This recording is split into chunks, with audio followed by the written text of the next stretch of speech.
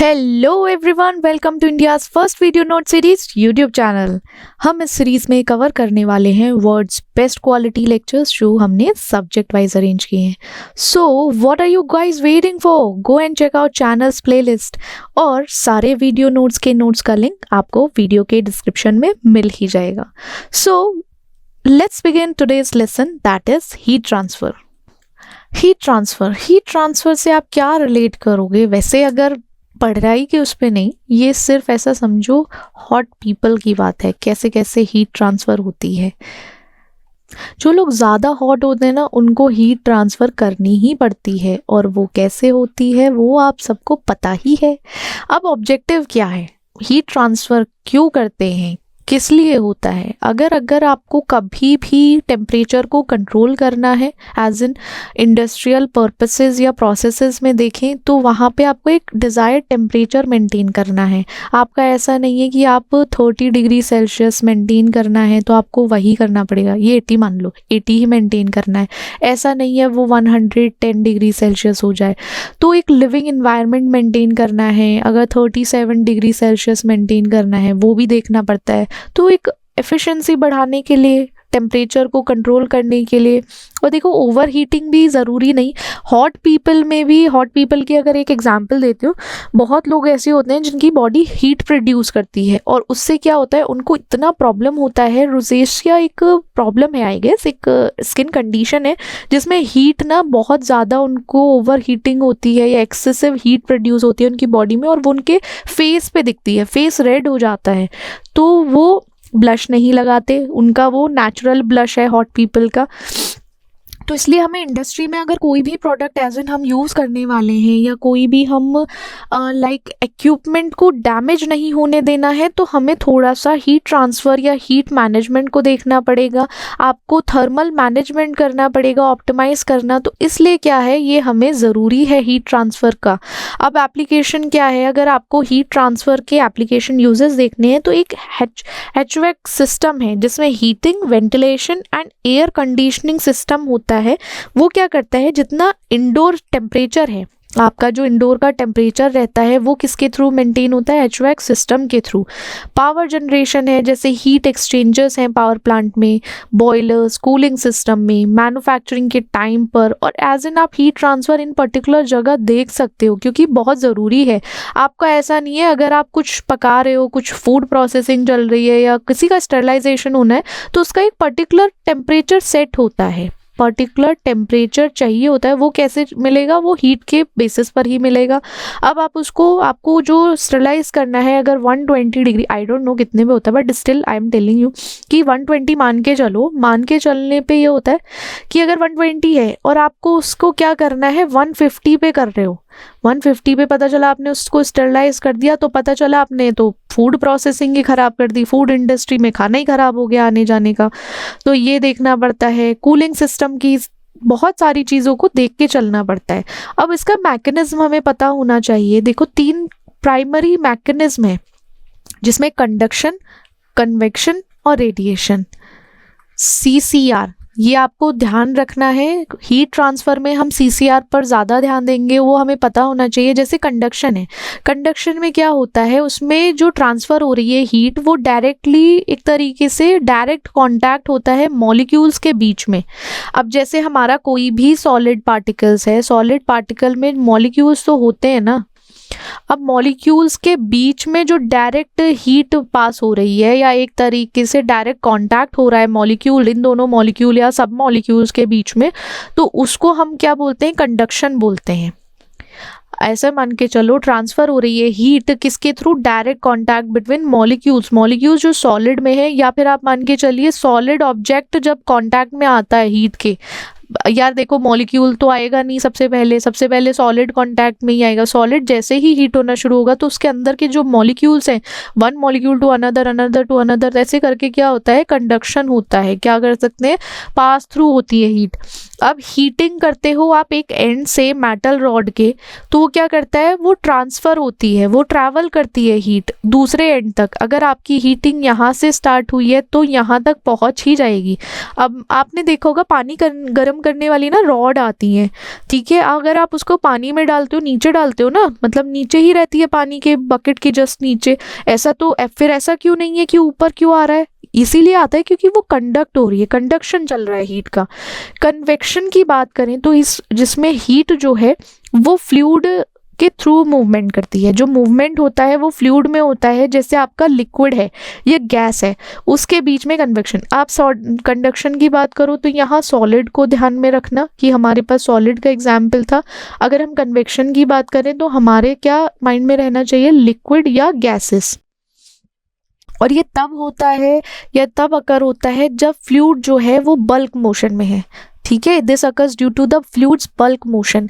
और साथ ही साथ किस में होगा, जो टेम्परेचर के डिफरेंसेस आते हैं फ्लूइड के विद इन, उसको हम देख पाएंगे कन्वेक्शन में। अब जैसे एग्जाम्पल ले लो, बॉइलिंग वाटर हो गया या हॉट वाटर राइजेस और कूलर वाटर सिंक्स।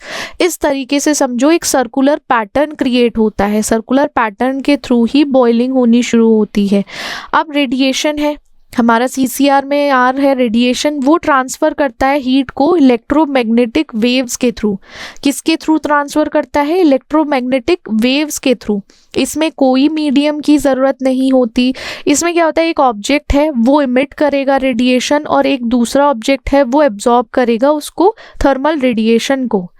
ये तो रेडिएशन तो आप समझ गए ना, नॉर्मल रेडिएशन से समझो कि जैसे हमारा सन है वो हीट एमिट करता है या हीट देता है अर्थ को, किसके थ्रू, वैक्यूम ऑफ स्पेस के through, through the vacuum of space. अब मैकेनिज्म है, ये सारा साथ मिलकर आपको समझ आ जाएगा कि किस तरीके से हीट ट्रांसफ़र होता है। अब हम अपने लॉ को पढ़ते हैं, जैसे लॉज हैं बहुत सारे, किस तरीके से वर्क करेगा, जिसमें हमारा फॉरियर्स लॉ है।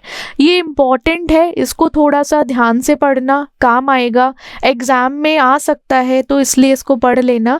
अब फॉरियर लॉ क्या कहता है, अब ये कहता है कि heat conduction, Fourier's law of heat conduction किस पे डिपेंड करता है, हीट कंडक्शन पे। वो कहता है जो रेट है हीट ट्रांसफ़र होने का, वो rate of heat transfer is directly proportional, या आप बोलो जो मटेरियल के थ्रू हीट ट्रांसफ़र होने वाली है वो डायरेक्ट प्रोपोर्शनल होती है किसके, negative gradient of the temperature के।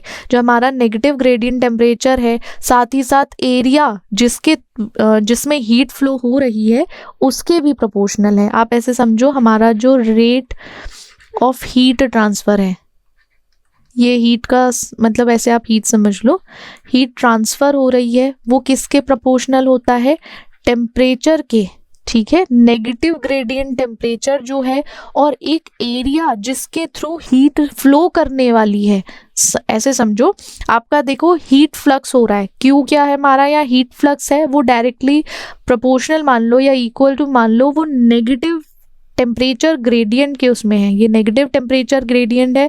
और ये थर्मल कंडक्टिविटी है हमारे मटेरियल की, ये होना ज़रूरी है। तो सिंपल टर्म में क्या होता है, जो फॉरियर लॉ कहता है, फॉरियर लॉ ये कहता है कि हीट जो फ्लो हो रही है वो एक रीजन है जो हाई टेम्परेचर रखता है, और एक रीजन कहाँ से जाएगा, एक हाई टेम्परेचर रीजन से जाएगा लो टेम्परेचर में, हाई टेम्परेचर से कहाँ जाएगा, लो टेम्परेचर रीजन में जाएगा। और rate of heat transfer increase हो जाता है विद स्टीपर टेम्परेचर ग्रेडियंट। आप ग्रेडियंट की बात कर रहे हो ना, इसको चलो कोरिलेट करो आप, हम पढ़ते हैं ना high concentration to low concentration, इस तरीके से पास ऑन। तो ऐसा समझो यहाँ हाई टेम्परेचर रीजन से लो टेम्परेचर रीजन में हीट फ्लो होनी शुरू होती है, और जो रेट ऑफ हीट ट्रांसफ़र है वो बढ़ जाता है किसके साथ, स्टीपर टेम्परेचर ग्रेडियंट के साथ, और जो हायर थर्मल कंडक्टिविटी होती है हमारे मटेरियल की। इस तरीके से समझो हमारा जो हीट ट्रांसफ़र होगा वो टेम्परेचर ग्रेडियंट के साथ इंक्रीज होता है, साथ ही साथ थर्मल कंडक्टिविटी जो मटेरियल की है वो भी बढ़ती है, मतलब अगर हाई होती है तो। आप ये समझो एक टेम्परेचर से एक हायर रीजन से दूसरे हायर रीजन में ट्रांसफ़र हो रहा है हीट, ये फॉरियर लॉ कहता है। आप इसका ये फॉर्मूला याद रखना। अब हीट ट्रांसफ़र मैकेनिज्म की बात करें, हमारा हीट ट्रांसफ़र मैकेनिज्म क्या क्या थे, CCR। अब ये CR में C और जुड़ गया है क्योंकि CRC ही होते हैं। अब देन हीट ट्रांसफ़र होगा मेथड का जिसमें कंडक्शन है, कंडक्शन में क्या होता है, transfer of heat through a material. CRC नहीं होते बेचारे, C बन जाते हैं, ये समझो, कहीं दिल पे ले जाओ यार तुम लोग CR वालों। अब देन क्या होता है, ट्रांसफर होता है हीट का मटेरियल के थ्रू, बिना किसी मूवमेंट के मटेरियल में अपने आप ही ट्रांसफर होता है।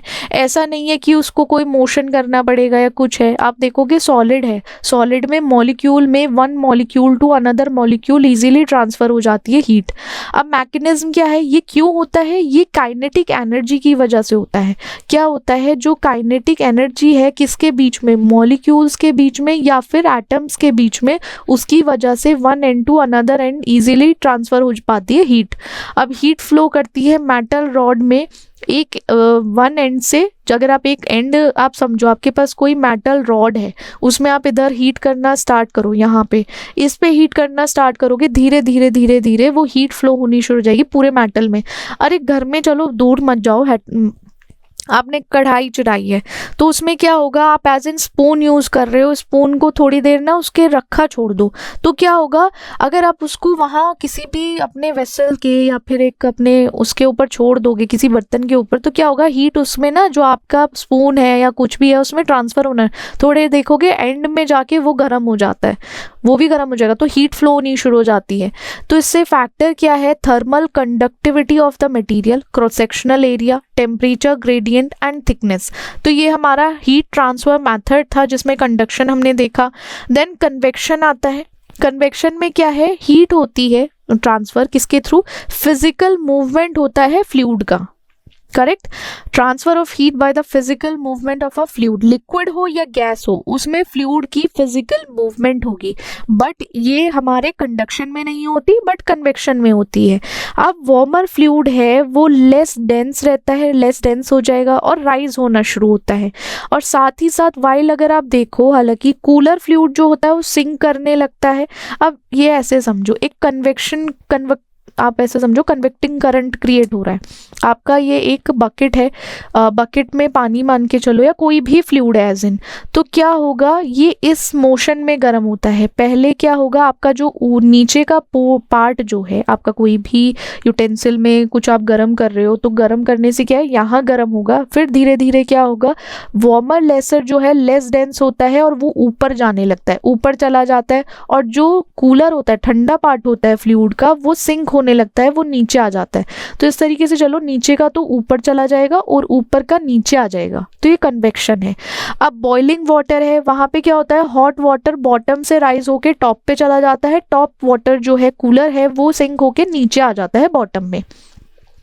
कन्वेक्शन का फैक्टर है, फ्लूइड प्रॉपर्टीज है इसकी, टेम्परेचर डिफरेंस हो जाता है, सरफेस एरिया और ग्रेविटी, करेक्ट। समझ गए ना कन्वेक्शन, या दोबारा समझाना पड़ेगा इसको।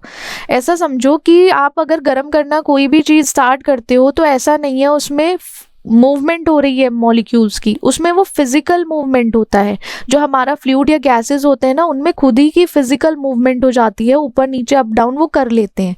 अब रेडिएशन है, रेडिएशन में ट्रांसफ़र होती है हीट का किसके थ्रू, इलेक्ट्रॉनिक वेव्स के थ्रू। किस फॉर्म में ट्रांसफ़र होती है, इलेक्ट्रॉनिक वेव्स में। उसमें कोई मीडियम की ज़रूरत है ही नहीं, उसमें आपका ऐसे मान के चलो IR है, इंफ्रारेड रेडिएशन का एमिशन हो रहा है किसी भी सरफेस से किसी भी ऑब्जेक्ट पर, ठीक है, ऐसा समझ के चलो। आपका सन है वो हीट ट्रांसफर करता है, या एक तरीके से वो काइंड ऑफ रेडिएशन ही है। सन में UV होता है ना, अल्ट्रावायलेट रेडिएशंस, तो वो अर्थ तक पहुंचती है। तो एक तरीके से हीट जो है वो फायर प्लेस पर, अगर आपने सोचो कैंप फायर पे जाते हो, कैंप फायर में क्या है, वहाँ लगी हुई है, तो आपके पास आएगी ना वो हीट। ऐसा तो है नहीं उसमें कोई आपका बीच में टच हो या कुछ हो रहा है, नहीं, वो ऐसे ही ट्रांसफ़र हो जाती है, तो वो रेडिएशन है हमारा। अब surface temperature, emissivity of material, then surface area, temperature of the surrounding, ये फैक्टर्स हैं हमारे। अब हीट इंटरचेंजर्स और हीट एक्सचेंजर्स आ जाते हैं। उसमें क्या क्या आता है, ये टर्म्स ऑफनली यूज़ किए जाते हैं इंटरचेंजेबली, या आप टिपिकली सेम कॉन्सेप्ट को समझ सकते हो, या ये कह रहे हैं सेम ही कॉन्सेप्ट है बट थोड़ा सा टर्मिनोलॉजीज अलग हो गई हैं। तो ऐसी डिवाइस जो हीट को ट्रांसफ़र करता है दो या दो से ज़्यादा फ्लूइड के बीच में, क्या कहता है ये, एक हमारी कोई भी डिवाइस है।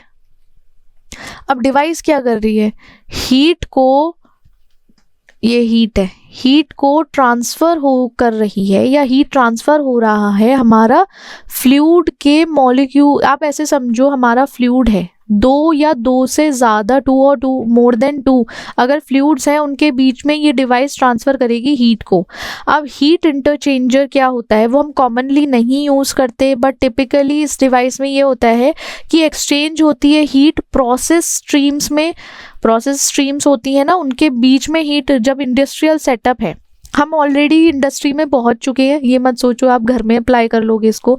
इंडस्ट्री में पहुंचो, वहाँ प्रोसेस स्ट्रीम्स चलती हैं, तो उसके बीच में एक्सचेंज होती रहती है हीट, जिसकी वजह से एफिशिएंसी पे थोड़ा सा आपको देखने को मिलेगा, उससे बेटर हो पाता है आपका प्रोसेस फ्लो जो है इंडस्ट्री में, इंटीग्रेशन अच्छा हो पाएगा। तो हीट इंटरचेंजर क्या करते हैं, प्रोसेस स्ट्रीम में एक्सचेंज करते हैं हीट को। प्रोसेस स्ट्रीम चल रही है मान के चलो इंडस्ट्री में, तो उसमें एक्सचेंज होती है हीट। अब प्रिंसिपल और कंस्ट्रक्शन कैसे करोगे, अब देखो हीट एक्सचेंजर्स हैं उनके जैसा ही सेम रहता है। हीट इंटरचेंजर्स क्या करेंगे, सेम प्रिंसिपल और कंस्ट्रक्शन को यूज़ करते हैं जो हम यूज़ करने वाले हैं। इसमें नीचे है मेंशन बिलो, ठीक है।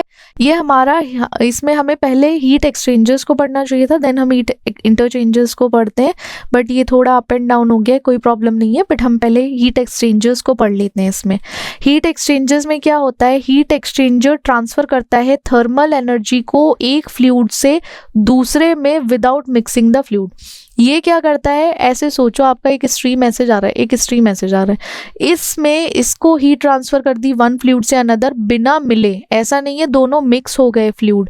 अब ये कैसे होता है, जैसे आपका लिक्विड है, गैस है, या दोनों है, तो आप उसमें दोनों में ट्रांसफ़र कर सकते हो एक तरीके से indirect contact, either indirect contact और सेपरेटेड बाय सॉलिड वॉल। या तो वो किसी तरीके से आपको उसमें हीट ट्रांसफ़र करनी है, या तो कोई सॉलिड वॉल लगी होगी उसके थ्रू हो जाएगा, वरना तो क्या है ऐसे ही डायरेक्ट कर दिया जाएगा।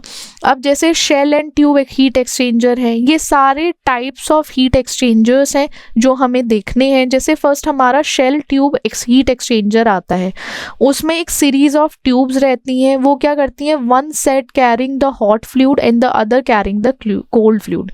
एक सेट होता है जिसमें हॉट रहेगा, एक सेट हमारा कोल्ड रहेगा, और वो क्या रहता है, एक सिलेंड्रिकल शेल के अंदर ही रहेगा। शेल की अगर बात करें तो वो सिलेंड्रिकल शेल में दो अब सीरीज ऑफ ट्यूब्स तो हैं ऑलरेडी अवेलेबल, एक में हॉट फ्लूइड है और एक में कोल्ड फ्लूइड कैरी करेगा, एक एक सेट में, जब इतने सारे सेट हैं। अब हीट ट्रांसफ़र होता है हॉट फ्लूइड्स जो इनसाइड द ट्यूब, हमारे ट्यूब्स के या इस सीरीज ऑफ ट्यूब्स में एक सेट ट्यूब के अंदर हॉट फ्लूइड है, उससे ट्रांसफ़र होगी हीट कोल्ड फ्लूइड में जो दूसरी ट्यूब के अंदर है, और वाइस वर्सा, सेम ऐसे ही रहता है। अब पावर प्लांट होते हैं या ऑयल रिफाइनरीज होती हैं, वहाँ पे पर्टिकुलरली इसको यूज़ करते हैं। डबल पाइप हीट एक्सचेंजर में ये होता है, टू कंसेंट्रिक पाइप रहेंगी जिसमें एक में फ्लूइड फ्लो करेगा इनर पाइप में, और जो आउटर फ्लूइड फ्लो करेगा वो एनुलर स्पेस जो बिटवीन द पाइप्स है ना उसमें फ्लो करेगा। अब ऐसा समझो कि एक हमारे कंसेंट्रिक पाइप है, एक ऐसे पाइप जा रहा है और एक इसके अंदर पाइप जा रहा है, ऐसे मान के चलो। तो बाहर अगर हीट फ्लो कर रही है और अंदर कोल्ड फ्लूइड फ्लो कर रहा है, तो इसकी हीट एक तरीके से इनडायरेक्टली हीट एक्सचेंज कर रही है। अब हीट ट्रांसफ़र होती है फ्लूइड्स के बीच में उस वॉल के थ्रू, जो इनर पाइप था ना उस वॉल के थ्रू हीट ट्रांसफ़र होगी, उसे डबल पाइप हीट एक्सचेंजर बोलते हैं। इसको इमेजिन करो, एक आपका ऐसे पाइप है, उसके अंदर एक और पाइप है, इस पाइप में हीट या हीट फ्लूइड चल रहा है किसी थ्रू, देन इनर पाइप के अंदर कोल्ड फ्लूइड है, तो क्या होगा, उसकी हीट इसमें ट्रांसफ़र हो जाएगी। स्मॉल स्केल इंडस्ट्री पे इसको यूज़ किया जाता है, बहुत सारे लेबोरेटरी सेटअप्स हैं। सेम ऐसे ही हमारा इंटरचेंजर्स जो है वो भी यूज़ करते हैं। हीट एक्सचेंजर फ्लो अरेंजमेंट के बेसिस पर कहता है, जैसे कि पैरेलल फ्लो हीट एक्सचेंजर है, उसमें बोथ फ्लूइड जो है वो एंटर करेंगे हीट एक्सचेंजर में सेम टाइम पे और मूव करेंगे पैरेलली, ऐसे मूव करेंगे दोनों साथ ही, पैरेलली साथ ही साथ मूव करते रहेंगे। अब जैसे मॉडरेट टेम्परेचर डिफरेंसेस हैं तो उसके लिए ज़रूरी है। अब कुछ केमिकल रिएक्टर्स हैं तब इसको पर्टिकुलरली यूज़ किया जा सकता है। काउंटर फ्लो हीट एक्सचेंजर्स में ये होता है, फ्लूइड एंटर करेंगे हीट एक्सचेंजर में अपोजिट एंड से और फ्लो करेंगे अपोजिट डायरेक्शन में। ये वाला यहाँ पे आ जाएगा काउंटर में, और ये पैरेलली एक साइड में आ जाएगा हमारा, पैरेलल एक साइड चलेंगे, एक साथ चलेंगे दोनों, और काउंटर फ्लो में अपोजिट चलेंगे, एक इधर जाएगा और एक इधर जाएगा।